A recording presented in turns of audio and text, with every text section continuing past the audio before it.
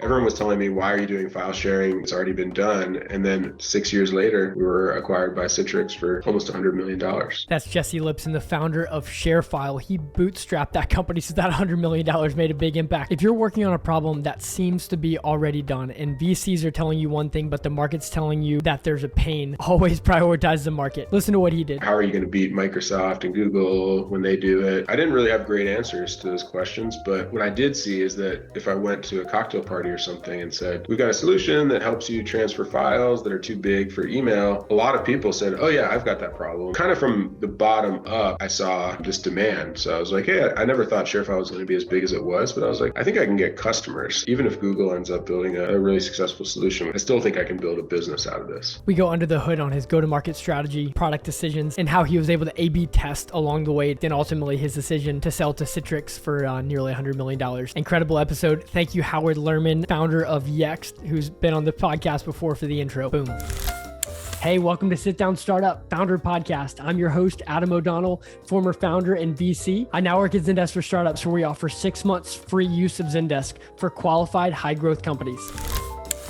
Well, Jesse, it is a pleasure to have you on Sit Down Startup, Zendesk Founder Podcast, and hearing your story. You've been an entrepreneur for a long time and had incredible successes, including selling Sharefile to Citrix, which I'm sure most people have heard about. But if you could dive in and just first tell us like what you're working on right now, and also share like the exit that you had with Sharefile. Yeah, absolutely. So today I am the CEO and founder of a software product called Levitate, which what Levitate does is it helps relationship-based businesses like wealth management firms, law firms, accounting firms, insurance agencies do a better job keeping in touch with their clients and their referral sources in a much more personal, authentic way than like an email marketing, MailChimp kind of mass blast solution.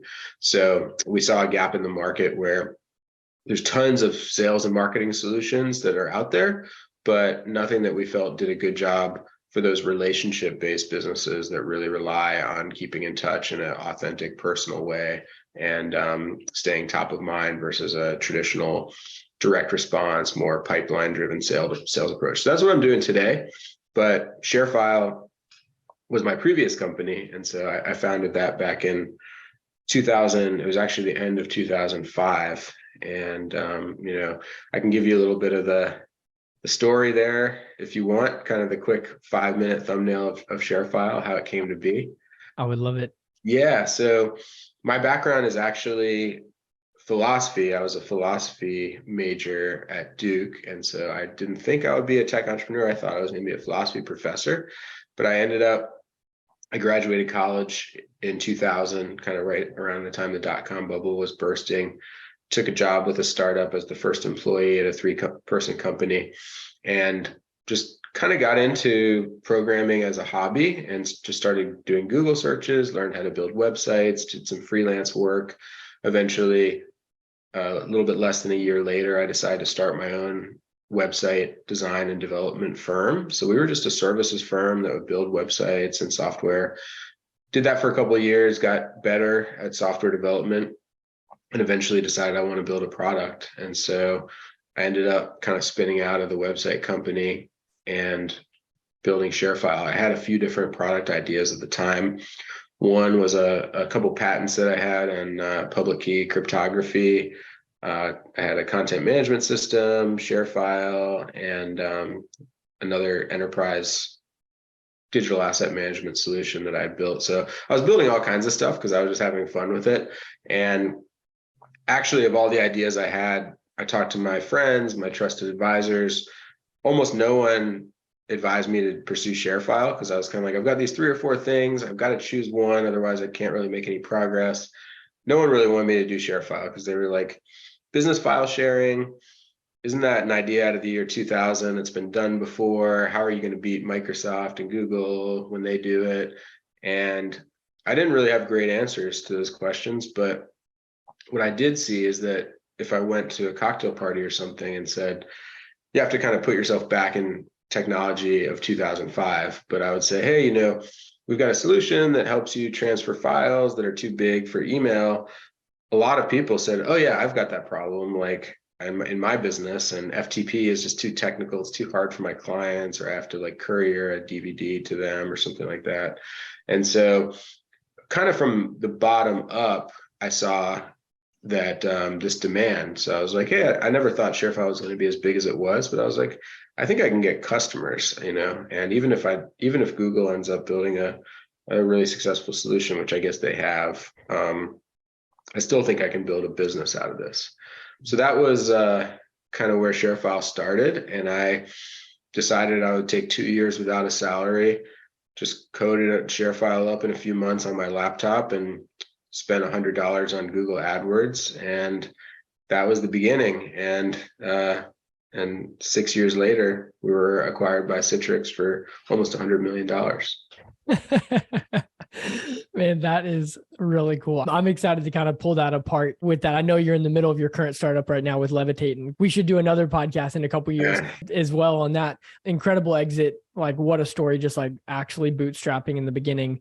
And so I'm really excited to hear that. Can you tell, one of the new questions that I've added here is that, like, what was one of the lowest moments in that journey from deciding to pursue Sharefile to the $100 million exit from Citrix? Yeah, it's a great question. And we ended up being bootstrapped. We never did raise any money. So we just kind of kept doubling down. And I took the $100, and then next month, whatever revenue I got from clients, I kept increasing the spend. And in a few years, I was spending a few $100,000 a month on my credit card for Google Ads. And but in terms of the low point, I think that probably the most stressful time for the business and the lowest point was probably the year that we were acquired by Citrix, going through the roller coaster of the acquisition. Part of it also around that time, we always had competitors. Like, there was one called You Send It. A lot of people don't remember that one, but it was big at the time. Box, Dropbox, and they started to raise hundreds of millions of dollars. So back in end of 2005, everyone was telling me, why are you doing file sharing? It's like the dumbest space to get into. It's already been done. And then a few years later, it became actually one of the hottest areas in venture. Dropbox was one of the hottest startups at that time, in kind of that 2009, 2010 point. And we relied a lot on online advertising, Google AdWords. And there was a point where Dropbox, because they had raised so much money, they were just throwing some money at the wall, and Box as well.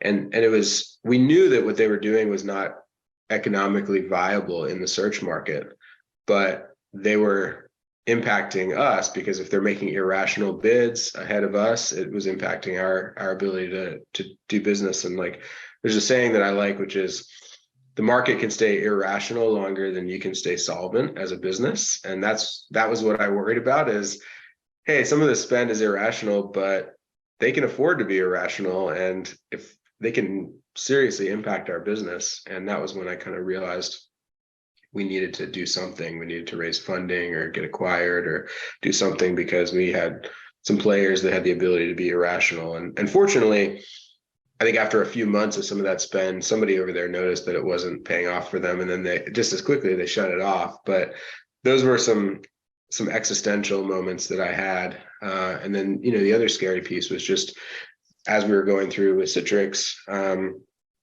we had potentially a life-changing acquisition that was interest from them. And there were a lot of ups and downs in that roller coaster, and times that we felt from when they first contacted us to when the deal closed was probably about 7, 8, 9 months. And there were definitely parts of that where we thought the deal was dead, and a lot of stress and trying to get a deal closed and make it happen. So ironically, the end of 2011 was one of the highest points of my life and my business career. And a lot of the rest of 2011 was one of the lowest, most stressful points in my business career. That is interesting. And that 7 to 8 month waiting period, I can only imagine, like, every time you saw an email from someone on their acquisition team, it was like, what is this? Are we here? Are we there? What are we waiting on? And I'm sure it's a massive distraction. Yeah. So, we tried to stay focused, but we did have a 2-month period at least where they went completely cold and, couldn't even get them to respond to us. And we learned a little bit later what was actually happening, which I won't go into to protect the guilty, or the, I don't want to talk about gossip on a big forum, but yeah, we had times like that. And then times during the actual process of diligence where, we were really worried about whether this was actually going to happen. Wow. Well, what an amazing story. Thanks for sharing that part, the ups and downs. Because it just from the outside, you see the TechCrunch article and you're like, wow, this is awesome. Like, sure, it just worked really well. Yeah. But going under the hood, there's a lot more going on. What right after you started Sharefile, let's say the first 12 months, what was one of the most impactful growth strategies or tactics that you saw happen? And you're doing this as a bootstrap founder, so I love the fundamentals of that. Yeah. We were just fortunate, I think, at that time. Google AdWords was such a growth hack where I used to say back then, I probably could have started any software company in that 2006, 2007 timeframe and made it successful on Google AdWords, because not that many people were using AdWords. The software market was not extremely crowded. Google AdWords was really cheap. Like early on with our initial spend, we could be recovering the cost of a customer in like a month or two. And so it enabled, I don't think I wouldn't have been able to bootstrap Sharefile in today's world of SaaS, because a lot of the free lunches, at least in the B2B software market, I think a lot of the free lunches have been arbitraged out, and you need to do the hard work of kind of building a go-to-market machine. And there's been a couple points, I think, in software where there's been these temporary opportunities, and Google AdWords, I think, really was at that time. And then, there was a time like with mobile apps where you could get listed, and just by optimizing your listing in Apple, some people could get multiple millions of dollars in revenue from a mobile app. And then I think there was a time on the specifically like the B2C side where Facebook advertising, Instagram advertising, there were some really great techniques that are not quite working as well as they used to, but they had kind of a golden age. And I don't know what the new one is right now, but I think a lot of the newer ones in the past several years have been better for consumer or retail type startups like Facebook and Instagram. But the old software as a service, company, you kind of have to, I feel like you kind of have to do the hard work now. It's not as easy to just acquire customers for, 1 month CAC or anything like that. Yeah, that makes a lot of sense, man. So that you were running with that. Was that your main channel to growth? I mean, it was our only channel for multiple years. Yeah, we eventually, a few years into the company, started doing some inside sales, and then that ultimately became the most scalable channel post acquisition to Citrix, and kind of on our journey to a couple $100 million in revenue. Because the thing about online advertising is typically you have diminishing returns, where not only does the CAC go up because you're capturing people that have less motivation, but then also in order to bid high enough on search, you have to bid more for that lower quality. And so you end up hitting this point where as you scale, eventually the CAC just keeps going up and up, and it doesn't work. And so 3 or 4 years in, we started an inside sales group, and eventually that became the majority of our business. But in a bootstrapped world, it would have been hard for us to do that, because we wouldn't have been able to, we couldn't have a CAC of 1 month or 2 months to get us started. And so eventually we did layer it in. And, but for the first few years, we just existed on optimizing Google search. Wow. I love the focus. And you saw the arbitrage opportunity and just killed it and stayed right there. You didn't try a bunch of other things. You just stayed right there. Exactly. And knew it was working. That's really neat. Is there anything you can tell us about your expansion strategy? Like, did you have a land and expand approach as you started to grow? Yeah. Not really pre-acquisition by Citrix. We had, I think we left a big opportunity on the table. We were so focused on our transactional model, and we had a pretty self-service, sign up for a trial online, put in your credit card, was the standard kind of thing. And you get like a 30-day trial. And we noticed over time, like we had, at the time Citrix acquired us, we had 99% of the Fortune 500 had a paid account with us. We made no effort to actually reach into that for all those and try to grow them because it just wasn't part of our DNA.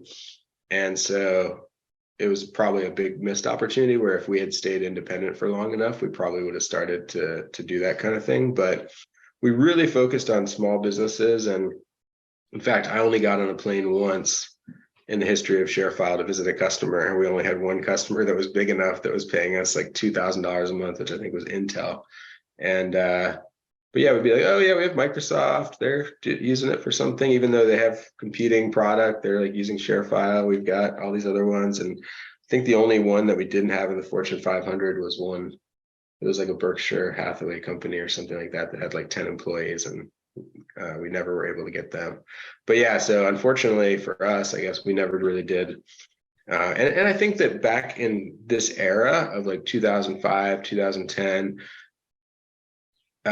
expansion was not as well known of a technique. Whereas now for modern SaaS, it's almost like everybody's measured net retention, expansion. That's a huge part of it. But back then, SaaS was just not as sophisticated. And I think like companies weren't really thinking about things in the same way. Absolutely, man. Well, as we're getting closer to the time, what is your superpower as a founder? Yeah. I think that there's probably two, I would say. One is because of my startup roots and I think my background in philosophy plus being a self-taught programmer who's been an engineer, I am pretty good at having some solid intuition and expertise at all the areas of the company. Because in the early days of Sharefile, I was the programmer, I was the customer support, the marketing person, the salesperson, the strategy person, the product manager. And so I'm very comfortable in all those areas. And even today in our company, we have 4,000 customers, and we don't have any product managers in the company. I kind of fill that role, and I feel really comfortable talking to our engineers and understanding. I helped code the original version of Levitate as well, and then being able to pivot over into marketing, brand, sales. And so I think being able to really understand all the aspects of the business. Oftentimes founders are either a tech founder and they understand the engineering, but they don't really want to have anything to do with, other parts of the business, or they're a sales focused business founder. And I think I can do both pretty well. And then I think the other big one is being data driven. I mean, a lot of people are data driven, but we have kind of an obsession, I would say, with testing and measuring everything. And some of that came from my background pre-Sharefile even, but in Sharefile, I was constantly A/B testing everything. And that was just the way I ran the business, and it's kind of my natural inclination. And so I think we're highly data driven, and it's great for our culture because it keeps politics out of the organization. And you'll just naturally hear people, anytime they suggest an idea, they'll immediately pivot to how are we going to test that? And so I think that's a superpower I have. Oh, I love that, because it just silences. There's no like, well, Jesse thinks this, Adam thinks that. It's like, it doesn't matter your opinions. Like, what does the data say, and how are we going to be confident in that? So you obviously do that with more than just your go-to-market. Because I think that's one thing I've struggled with, is like knowing what, like, is this worth even the test? Because the cost of testing something is high. Yeah. Whereas like, I feel pretty convicted and like trying to be fair on that. Also, like, have we gotten enough data? Because you're never going to have the perfect amount of data for a test. I'm curious how you think of those two things. Yeah. So like one example outside of sales is like we were wondering about sending our clients a gift on their anniversary, like a little swag pack of coffee or something and so rather than doing that, the way we do things is we send it to half the people, and then we measure whether there's a retention difference. And so, yeah, there definitely is an overhead to testing, and sometimes you can't get statistical significance, but I think the benefit outweighs that cost, and because you can end up doing a lot of things where you're spending money in the organization that are not helping, that are also adding work and complexity to people's roles. And so it's like, hey, rather than having this program that sounds cool, then now it just becomes an ongoing cost, and somebody's got to, get the spreadsheet ready for the third-party processor to do stuff. And hey, like if it's not giving us a lift, then like, let's simplify. So we kind of push through that, and just there are cases where it's not feasible, but in almost all cases, at any time anyone suggests an idea, they're usually like talking about, even if it's a relatively small idea, all right, how are we gonna get a clean test? And like, that's it. That's awesome. And just quick, did you see a higher retention with people who you did send gifts to versus not? We actually did originally, and then we put it in place as a program. And then we made a mistake one month with our vendor and accidentally only sent half, and then realized the lift had gone away. And then now we've been testing a lower cost gift, and we've been continuing to test that. So it's an ongoing question. I think it depends a lot on the time and the gift and the whatever bunch of other variables, but we're always coming up with super fun and creative tests. And to me, that really energizes me. Testing is just so fun because to me, it's a window. It's not only a good business, but it's a window into the psychology of human beings, of like, wow, that worked, that didn't work. That's like super just fascinating to me. That's the professor in you. Yeah, exactly. Yeah. I love it, man. Well, Jesse, this has been a real pleasure. Thank you so much for your time. Absolutely. My pleasure. Thanks, Adam. That's a wrap. Thanks for listening. Make sure to subscribe on Apple, Spotify, and Google. If you want to learn more about Zendesk for Startups and our free offer, please check out our website at zendesk.com/startups.